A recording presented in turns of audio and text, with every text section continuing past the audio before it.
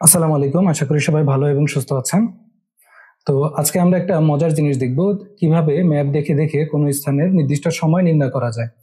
আমরা জানি বাংলাদেশের সময় হচ্ছে গ্রিনিচ মিন টাইম থেকে 6 ঘন্টা যোগ করা হয়।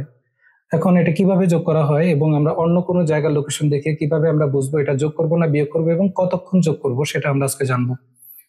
তো লন্ডনে যেটা দেখতে পাচ্ছেন যুক্তরাজ্যে, এটা হচ্ছে মূলত মূল মধ্যরেখা। এখান থেকে ডান দিকে অর্থাৎ পূর্ব দিকে যখন যাবে তখন সময় যোগ করব এবং পশ্চিম দিকে যখন যাবে তখন আমরা সময়টা বিয়োগ করব। এখন সেটা কিভাবে করব দেখি।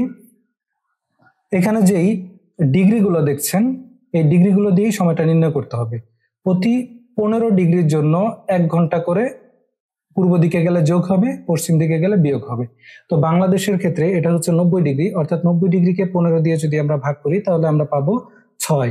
এবং যেহেতু এটা ডান দিকে পূর্ব দিকে, তাই আমরা 6 ঘন্টা মূল মধ্যরেখার সময় থেকে যোগ করব।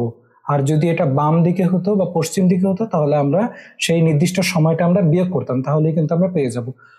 তারপরে এখানে দেখুন, এখানে সিরিয়াতে আছে 40, তারপরে এখানে ইজিপ্টে আছে 30। তো 30-এর ক্ষেত্রে আমরা যেটা করব, 15 দিয়ে ভাগ করলে 2 ঘন্টা, অর্থাৎ মূল মধ্যরেখার সাথে 2 ঘন্টা যোগ করলে আমরা সময়টা পেয়ে যাব। তো কেমন লাগলো ভিডিওটা কমেন্টে জানাবেন। তো সবাই ভালো থাকুন, সুস্থ থাকুন, আল্লাহ হাফেজ।